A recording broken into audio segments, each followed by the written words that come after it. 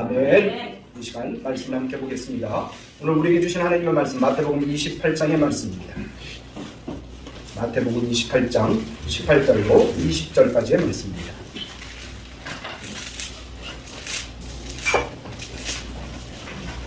(18절부터) (20절까지) 같이 읽도록 하겠습니다. 18절 읽습니다. 예수께서 나와 말씀하여 이르시되 하늘과 땅의 모든 권세를 내게 주셨으니 그러므로 너희는 가서 모든 민족을 제자로 삼아 아버지와 아들과 성령의 이름으로 세례를 베풀고 내가 너희에게 분부한 모든 것을 가르쳐 지키게 하라. 볼지어다 내가 세상 끝날까지 너희와 항상 함께 있으리라 하시니라. 아멘. 하나님 아버지 참으로 감사합니다. 주님께서 우리를 사랑하여 주셔서 이곳에 부르시며 하나님의 귀한 뜻을 아버지 다시 한번 마음에 새길 수 있도록 인도하여 주시오니 감사합니다. 오늘 특별히 마태복음 28장의 말씀을 허락하시며 하나님의 뜻을 다시 한번 마음에 되새김질하려 합니다. 성령님 오시옵소서. 마음의 문이 활짝 열리게 하여 주시옵고 모두가 하나님을 믿고 따르며 순종하며 아버지 주님의 증인 될 수 있도록 인도하여 주옵소서. 오늘도 아버지 이 종을 이곳에 세우시니 감사합니다. 하나님의 뜻대로 하나님의 말씀대로 되어나갈 수 있도록 인도하여 주옵소서. 예수님의 이름으로 기도하옵나이다. 아멘. 할렐루야.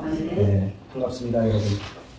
한 주일 동안 이렇게 사시다가 교회에 나온다는 게 늘 기적입니다. 기적이에요. 나오고 싶어도 못 나오는 사람도 있고 또 그 사이에 무슨 일이 있어서 못 나오는 사람도 있습니다. 여러분 기쁨으로 감사함으로 주님 앞에 나온 게 얼마나 감사한지 몰라요. 지난주에 우리 장 선생님, 송 선생님 지난주에 못 나와서 굉장히 궁금했는데 아프다고 소식을 들어서 어떻게 됐나 어저께 궁금해서 전화를 했어요. 그랬더니 많이 낫습니다. 그래서 얼마나 반가웠는지 몰라요. 하여튼 오늘 오셔서 얼굴 보니까 따끈해지셨는데 아주 한번 잘 나오셔서 건강 회복돼서 감사합니다. 박수 한번 하네요.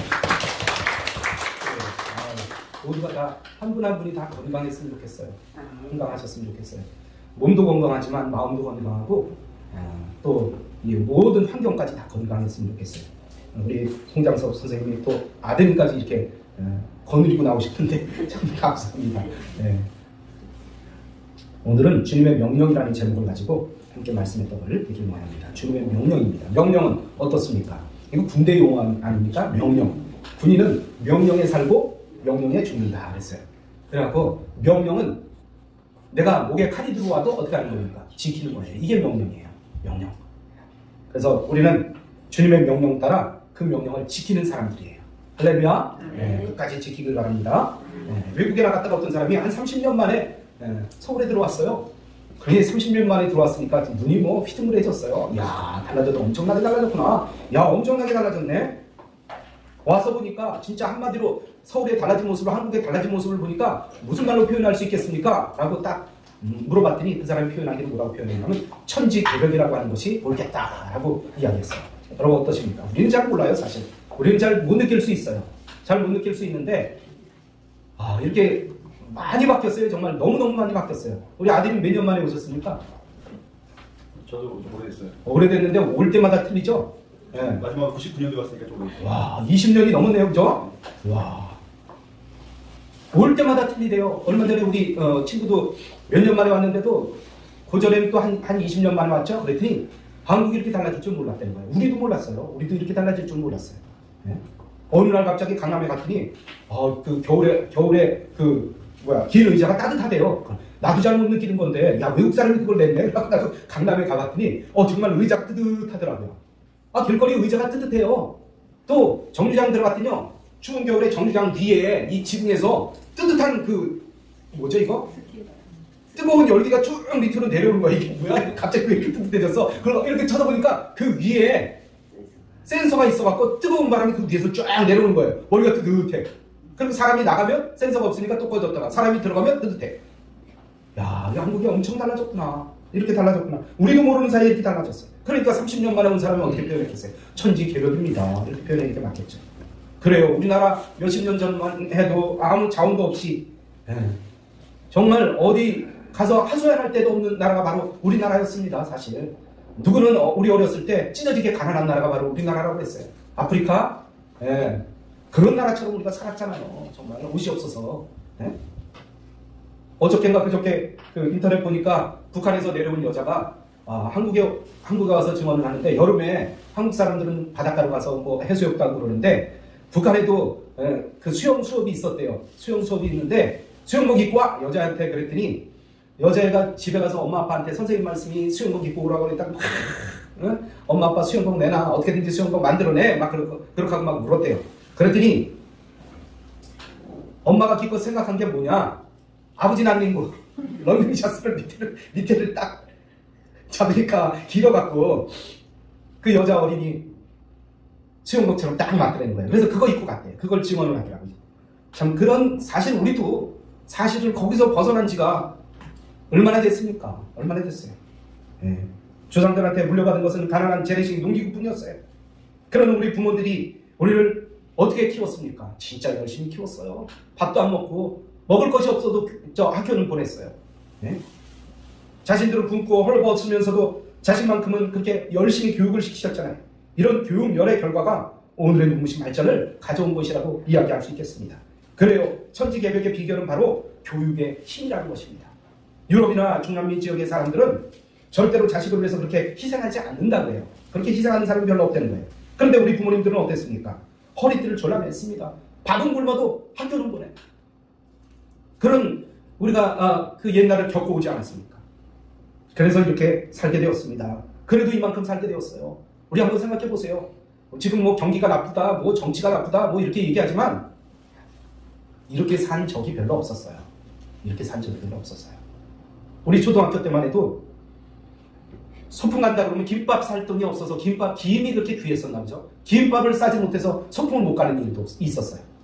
진짜 소풍 가면 ABC 과자나 기억니은 가나다 그 과자 이만한 봉자 들고 사이다, 그때도 칠성 사이다 있었죠? 칠성 사이다 하나 딱 들고 우리는 그 룩색을 리쿠사쿠라고 했어요. 일본식 발음으로 리쿠사쿠 딱 등에다 치고 그 하루 종일 ABC 과자만 먹다가 사이다 조금 먹다가 그러고 오는 거예요. 그리고 우리가 소풍 갔다 왔잖아요.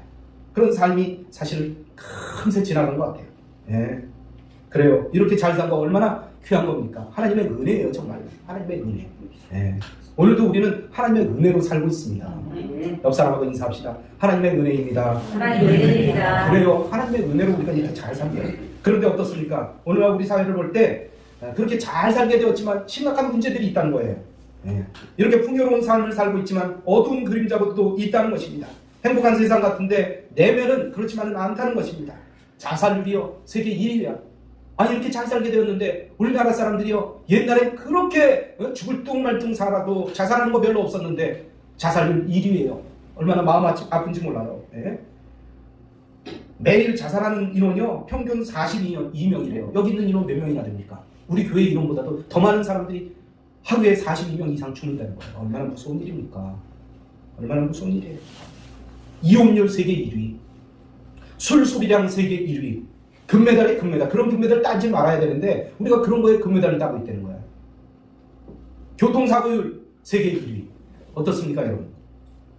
윤리가 땅에 떨어져서 부모님을 경시하고 선생님을 선생님으로 여기지 않는 그런 풍조가 만연한다는 거예요. 선생님이 아이들 훈계하려고 그러면 아이들 벌써 뒤에서 카메라 들고 찍으려고 그러고 있는 세상이 오늘날 세상이에요. 참 무서운 세상이 됐습니다. 여러분 그 원인이 무엇입니까? 교육을 시키되 우리의 교육 방향이 뭔가 잘못됐다는 거예요. 우리는요 오로지 지식과 기술 교육에 치중했다는 거예요.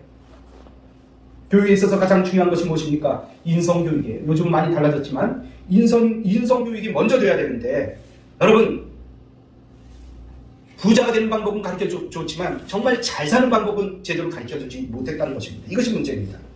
그저 공부 잘해야 좋은 대학 들어가고 좋은 대학 들어가야 좋은 회사 취직하고 좋은 회사 취직해야 월급 많이 받고 월급 많이 받아야 예쁜 여자 얻어서 좋은 집 얻어서 잘 살 수 있다. 이런 것은 겉보기 위한 그런 어떤 그런 모습 아닙니까? 정말 마음이 편하고 없어도 기쁨이 있고 행복한 삶을 살아야 되는데 오늘날 그렇지 못하다는 것이 우리의 문제라는 것입니다. 그러고 볼 때 우리의 교육은 인간다운 그런 인성교육은 우리의 관심 밖으로 밀려났다는 것입니다. 여러분 일본 아이들은 자라면서 가장 많이 듣는 이야기가 뭐냐 하면은 남에게 패기지지 말아라. 남에게 패기지지 말아라. 그러면서 자라난다는 거예요. 그러니까 어떻습니까? 일본 사람들 참 공중도덕 잘 지킵니다. 물론 남이 보든 뭐 안 보는 데서는 어떨는지 모르지만 남 보는 데서는 공중도덕을 잘 지킨다는 거예요. 미국 사람들은 어떻습니까? 자라면서 계속 부모들이 그렇게 교육합니다. 남과 나누라. 나누는 삶을 살아라. 나누는 삶을 살아라. 그러니까 여러분 미국 사람들은 남과 잘 나누면서 기증하는 것이 보편화되어 있다는 거예요. 그럼 한국 사람들은 어떻게 키웠을까요? 부모들이 어떻게 키우냐면요. 기죽지 마야. 기죽지 마. 너 기죽지 마. 어디 가서도 기죽지 마. 없으면서도 기죽지 마. 기죽지 마야. 기죽지 마. 그래서 기가 죽으면 안 된다고 선생님한테 따지는 게 뭐냐면 왜 우리 애 다른 애들 앞에서 기죽입니까? 이거 따지는 거예요. 네? 그래서 학생들은 스승을 향해서 선생님을 향해서 삿대질하고 덤벼들고 부모님에게 덤벼들고 회사 앞에서도 사장 앞에서 그렇게 나를 위해서 앞장서서 일하는 사장님 앞에서 막 프랑카드 들고 덤벼드는 게 오늘날의 세상이에요. 자기 사원으로 뽑아달라고 할 때는 언제고 뽑아줘서 열심히 월급 주니까 그렇게 열심히 일했는데 조금 이제 높아지니까 사장님한테 프랑카드 들고 막 대드는 게 오늘날 사회 아닙니까? 또 교통사고 일어나면 어떻습니까? 소리치면서 크게 외치는 사람이 고함부터 치는 사람이 이기는 사람이야. 목소리 큰 사람이 이기는 사람이야. 여러분 기가 죽어도 안 되겠지만 남 사랑하는 법을 가르쳐야 할 때가 바로 이때인 것입니다. 인간답게 살아가는 법을 가르치면서 우리는 자녀를 키워야 되고 또 우리 스스로도 서로에게 늘 인간적인 것들을 배려해주고 나눠주고 베풀어주는 그런 삶을 살아야 우리의 삶이 온전한 삶이 되는 것입니다. 하나님 보시기에 아름다운 삶이 되는 것입니다. 여러분 정말 인성교육이 만약에 다 상실되어 버린 그 교육은 뿌리가 썩은 나무와 같습니다. 뿌리 썩은 나무는 어떻습니까? 자라나면 자라날수록 위험한 거예요. 위험해. 밑둥거리가 없으니까 썩어버리니까 쓰러지면 얼마나 많은 피해를 입히겠습니까? 그런 가운데서 예수님께서 이제 오늘 말씀을 보니까 무덤에서 부활하신 후에 승천하시면서 명령하시는 그런 말씀이 있습니다. 오늘 우리는 이 말씀을 다시 한번 되새김질하면서 함께 은혜를 나누기로 합니다. 첫 번째로는 가서 전하라고 말씀하셨습니다. 뭘 전해야 될까요? 뭘 전해야 될까요? 하나님의 말씀. 내가 분부한 것을 전하라고 말씀합니다. 19절 말씀 보니까 너희는 가서 모든 민족을 제자로 삼아 아버지와 아들과 성령의 이름으로 세례를 베풀라 라고 말씀하고 있습니다. 이 말씀의 의미가 뭡니까? 가서 복음을 전하라는 것입니다. 그리고 사람들이 듣게 하라는 것입니다. 그리고 믿지 않는 영혼들을 구원시키라는 거예요. 여러분 사람들에게 가장 중요한 관심사가 뭡니까? 오늘 나의 관심사는 뭡니까? 여러분의 관심사는 뭐예요? 건강입니까? 돈입니까? 어디 취직입니까? 우리 가족 행복입니까? 여러분 이런 것도 굉장히 중요하지만 이보다 더 심한 것은 영혼이 새 생명을 얻는 것입니다. 새 생명을 얻는 거예요. 여러분 사형수에게 무엇이 가장 중요하겠습니까? 돈입니까? 사형수에게 행복입니까? 아니요. 우선 살고 보는 거예요. 살아나야 되는 거예요. 그래야 행복도 있고 돈도 있고 가족도 있고 모든 게 있는 거지.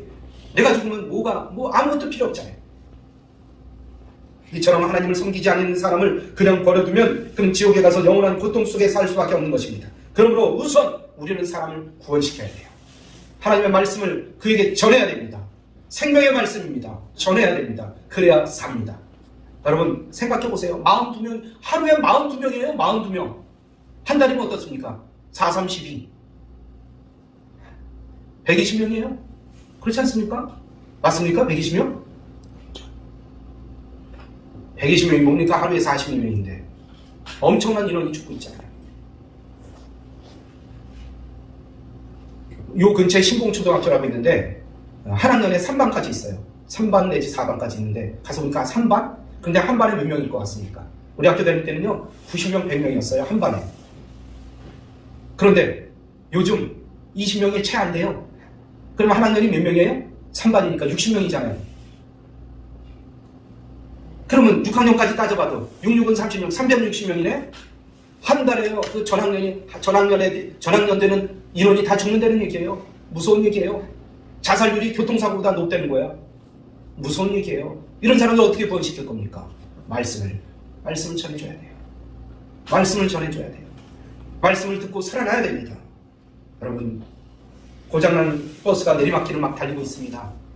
그러면 버스가 막 달리고 있고 갑자기 스톱을 하지 못하는데 가장 필요한 게 뭡니까? 안전벨트잖아요. 안전벨트. 여러분 안전벨트를 매야 됩니다. 오늘날의 안전벨트는 뭡니까? 하나님의 말씀이에요. 말씀을 듣고 말씀을 따르면 우리는 살 수 있습니다. 오늘의 영원한 생명 벨트는 예수 그리스도입니다. 우리는 예수 그리스도를 덧입는 삶을 살아야 될 것입니다. 지금의 인간은 하나님께서 창조하신 본래의 인간이 아니에요. 죄로 인해서 얼굴이 달라졌어요. 생각이 달라졌어요. 행동이 달라졌어요. 사람이 옆에서 죽는데도요, 옆에서는 뭐 먹고 있어요. 사람이 옆에서 고통당하는데도요, 도와주지 않습니다. 옛날 같은 우리 어르신들은 누가 무슨 일이 있으면 어땠어요? 지나가다가 또 돌아서서 이거 무슨 일이 있습니까? 물론 우리나라 사람들은 다른 사람들에 비해서 좀 그런 면이 남아있다고 그래요. 그러니까 외국 사람들이 지금 우리나라 사람들 보고도 야, 한국은 야, 참 대단한 나라다, 살만한 나라다 이렇게 얘기하고 외국에서 오는 사람들이 있대요. 가게에 들어가서 아무도 없으면 아무거나 막 들고 가는 거예요. 왜 들고 가요? 그럼 그래요? 그러고 놓고 가거나, 그렇지 않으면 달려가고, 그렇지 않으면 그렇게 얘기하는 사람 때려눕히고 그걸 가져간다는 거예요. 얼마나 무서운 세상이 됐습니까? 얼마나 남을 믿지 못하는 세계가 됐습니까? 오늘 교회에서도 그래요. 이단들이 범람하니까요, 누가 교회에 새로운 사람이 오잖아요? 그러면 저거 신천지 아닌가?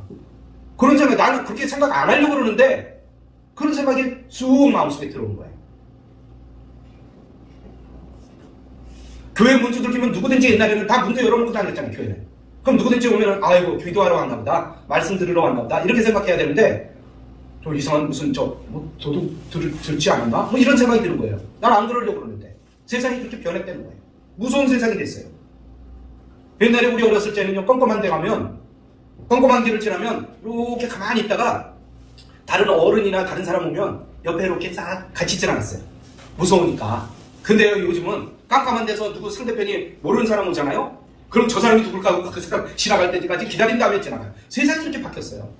무서운 세상이 됐어요. 여러분, 우리는 하나님을 믿고 따르면서 서로 믿는 세상으로 바뀌어가야 되는 거예요. 고장난 인간은요, 자동차는 고장났을 때 어디를 찾아갑니까? 정비소를 찾아가잖아요. 정비 수리업자를 만나서 고침을 받잖아요. 그럼 이 사람이 고장나면 어디로 가야 됩니까? 사람을 만드신 누구에게로 가야 돼요? 대답 좀 해보세요. 누구에게로 갑니까? 하나님께로 가야 됩니다. 하나님께로 가야 됩니다. 그래야 하나님께서 고쳐주셔요. 여러분, 하나님과 함께하는 삶이 인간 본래의 아름다운 모습이라는 겁니다. 거기에는 저주가 없고 죄에서 자유함을 얻는다는 것입니다. 하나님을 알지 못하고 하나님의 명령을 불순종하는 사람의 삶은 사탄의 계획과 연결되어 있어요. 그것은 결국 따라가다 보면 지옥입니다. 지옥길이에요. 행복길이 아니라 지옥길이에요. 불행의 길입니다. 여러분, 우리는 하나님의 말씀 안에서 자유함을 얻어야 됩니다. 그 자유는 죄에서 자유함을 얻는 자유함입니다. 불안과 공포에서 자유함을 얻는 자유입니다.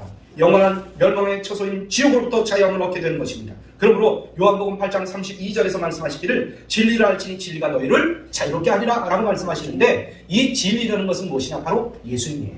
예수님을 알고 예수님을 따르고 예수님 말씀에 순종하고 예수님 안에서 살면 우리는 자유한 삶을 살 수 있고 행복한 삶을 살 수 있다는 것입니다. 여러분, 오늘 그 주님께서는 우리에게 또한 말씀하십니다. 예수께서 이르시되 내가 곧 길이요 진리요 생명이니 나로 말미암지 않고는 아버지께로 올 자가 없느니라 라고 말씀하십니다. 그래요. 우리 주님께서 길이 되시고요. 주님을 따라가다 보면, 주님의 말씀을 듣다 보면 결국엔 하나님께로 가게 되는 것입니다. 믿는 우리에게 영혼을 살리는 일은 이처럼 무엇보다도 시급합니다. 정말 해야 될 일이, 가장 먼저 해야 될 일이 시급한 일이에요. 이 일이에요. 영혼을 살리는 일입니다. 주님께서는 너희는 가서 모든 족속으로 제자를 삼으라고 오늘 본문에서 말씀하십니다. 주님은 오늘도 우리에게 가라고 말씀하십니다. 그래서 모든 족속으로 제자를 삼으라고 말씀하십니다. 구원받는 데는 제한이 없어요. 남녀, 노유, 누구든지 나이가 들었으면 들은 대로, 나이가 어리면 어린 대로 다 모든 사람들이 다 주님께로 나와서 구원함을 받아야 되고 말씀을 듣고 자유함을 얻어야 되는 것입니다. 이에 예수님께서는 누가복음 14장 23절에 말씀하시기를 길과 산울타리 가로 나가서 사람을 강권하여 데려다가 내 집을 채우라고 말씀하십니다. 밖에 나가서 만나는 사람 누구든지 데려다가 내 집을 채우라는 거예요. 그리고 디모데후서 4장 1절에 말씀하시기를 너는 말씀을 전파하라. 때를 얻든지 못 얻든지 항상 힘쓰라고 말씀하고 있습니다. 여러분, 복음은 생명입니다. 생명이 있는 곳에는 아름다운 꽃이 피어나고 열매를 맺게 되는 것입니다. 생명이 없는 곳에는 썩었기 때문에 악취가 납니다. 죽은 것이기 때문에 썩었고 썩은 곳에서는 악취가 나는 것입니다. 여러분, 영혼 구원은 내가 사는 길이에요. 우리 가족이 사는 길입니다. 내 나라와 민족이 사는 길입니다. 이 길을 바르게 알고 이 길을 바르게 감으로, 끊임없이 감으로, 있는 힘을 다해서 가는 감으로 모두가 구원받는 여러분이 되시길 주님의 이름으로 축복합니다. 두 번째로는 가르쳐 지키게 하라고 말씀하고 있습니다. 어떻게 하라고요? 가르쳐 지키게 하라고 말씀합니다. 본문 20절에 보니까 내가 너희에게 분부한 모든 것을 가르쳐 지키게 하라라고 말씀하십니다. 예수님께서는 3년 동안 제자들에게 하신 일이 무엇입니까? 가르치신 교육이었어요. 주님께서 분부하신 모든 것을 가르쳐서 지키도록 하셨습니다.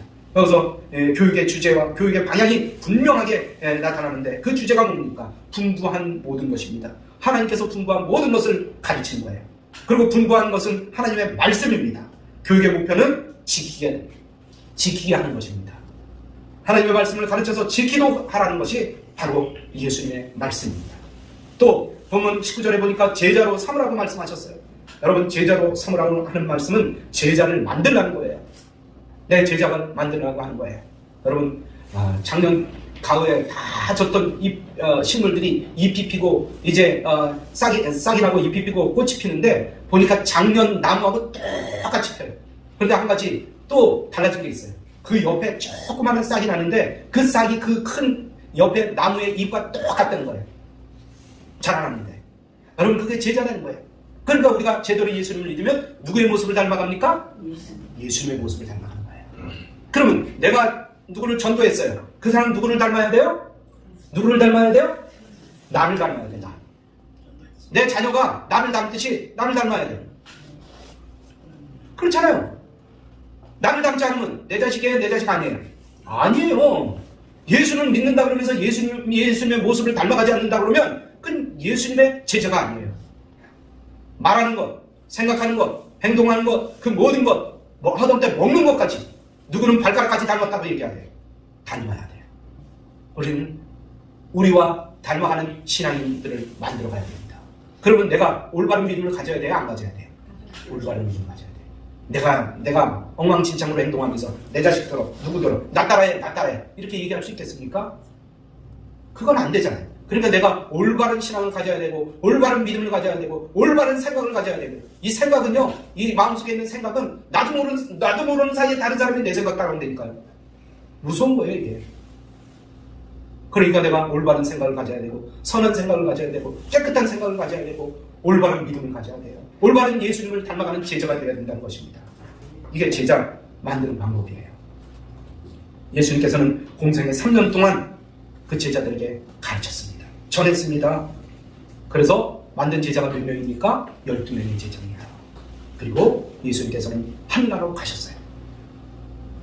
그리고 그로 인해서 생명의 복음이 세계 곳곳에 다 번져나가게 만드셨어요. 여러분, 우리는 교회에 나오는 것으로 만족해서는 안 됩니다. 예수 그리스도의 말씀을 배우고 익혀서 예수님을 따라가는 그런 삶으로 우리는 바뀌어야 될 것입니다. 우리가 예수 그리스도를 온전히 배워야 흔들리지 않는 확신에 찬 믿음을 우리 스스로가 소유할 수 있는 것입니다.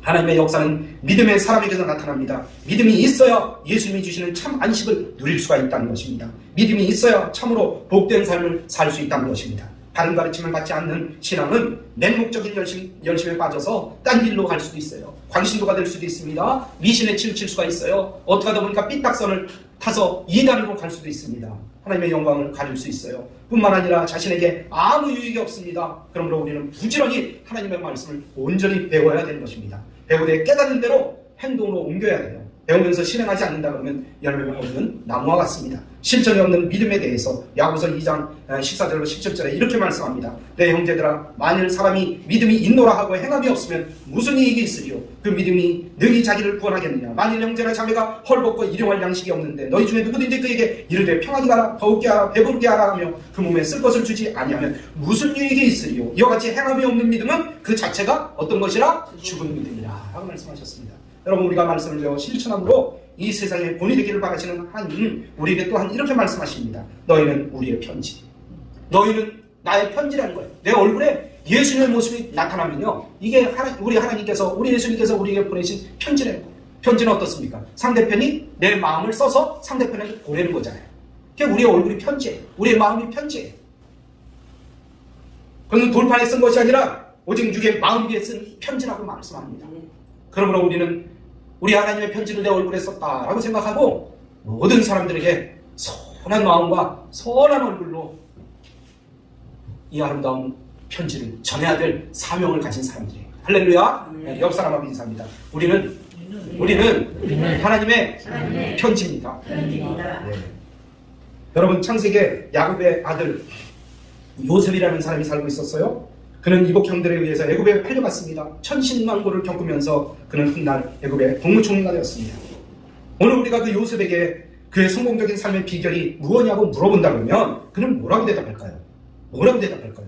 주의 말씀을 따라 순종하며 살아간 신앙생활이었습니다. 오로지 하나님만 생각했습니다. 여러분, 인생 승리자에게 그 삶을 이제 연세가 드시는 그분에게 물어봤어요. 어떻게 이렇게 오랫동안 편안하게 살아오셨습니까? 예수님이 나를 그렇게 인도해 주셨습니다. 예수님을 따라가려고 하다 보니까 여기까지 왔습니다. 얼굴 보니까 얼마나 평안한지 몰라요. 얼굴 보니까 얼마나 아름다운지 몰라요. 여러분, 잘생겨야 아름답습니까? 아니요. 잘생기고 못생기고는요, 나이 들면 다 마찬가지가 돼요. 여러분, 나이 먹어보세요.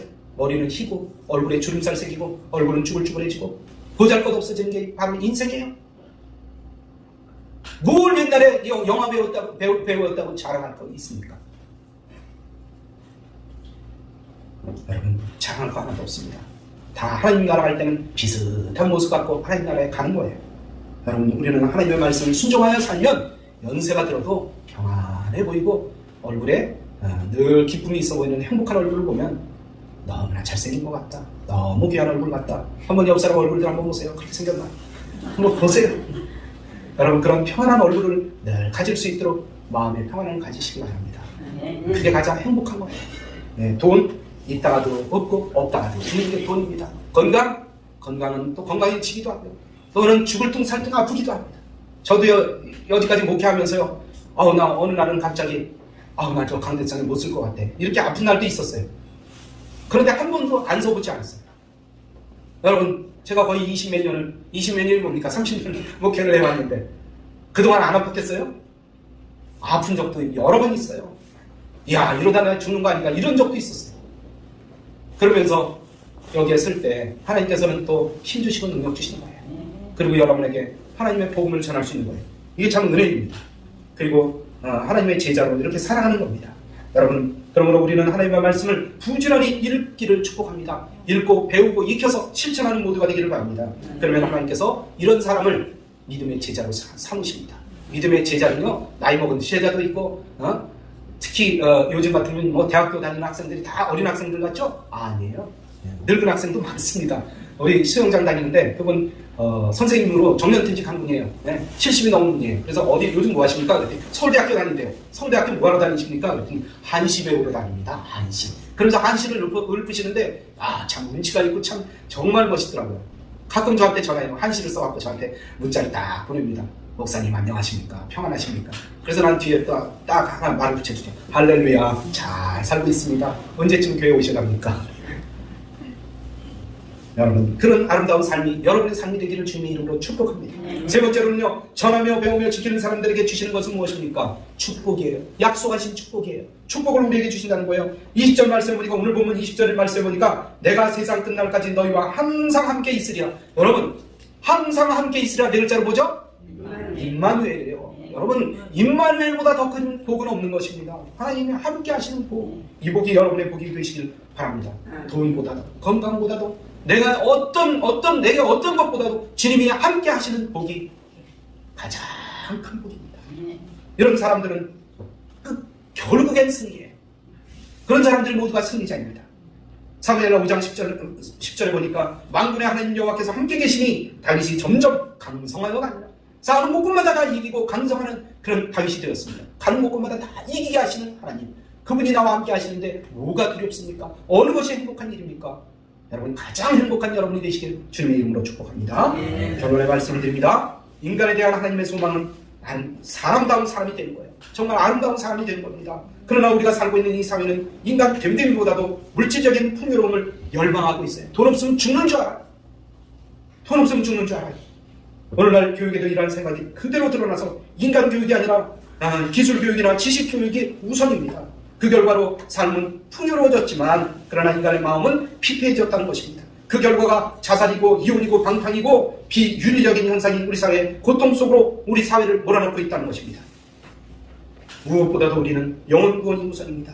자동차에 비유하면 영혼은 자동차의 엔진과 같습니다. 엔진이 고장난 자동차는 외장이 아무리 멋있다 할지라도, 아무리 아름답다 할지라도 소용이 없는 거예요.